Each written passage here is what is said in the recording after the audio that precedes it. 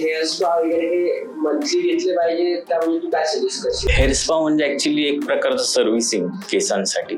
Otherwise आपण केसांसाठी काय करतो तर केसांसाठी फक्त आपण हेअर वॉश करतो आणि कंडिशनिंग करतो.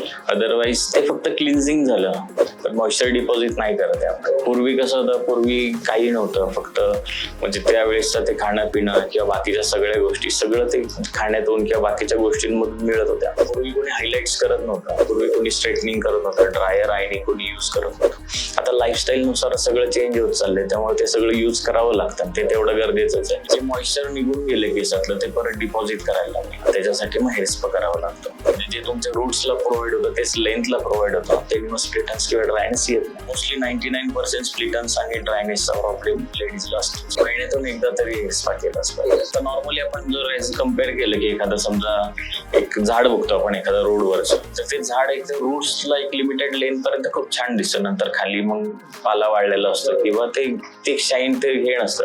पण तेच एखादं आपण नर्सरीतलं झाड बघितल्यानंतर कसं असतं, ऑल ओव्हर असतं, कारण प्रॉपरनी ते सगळं त्याची केअर केलेली असते. म्हणजे तुम्ही तेवढी त्याची केअर घेतली पाहिजे. क्लिन्झिंग किंवा शॅम्पू कंडिशनिंग करून चालत नाही, त्याला मॉइश्चर पण डिपॉझिट केलं.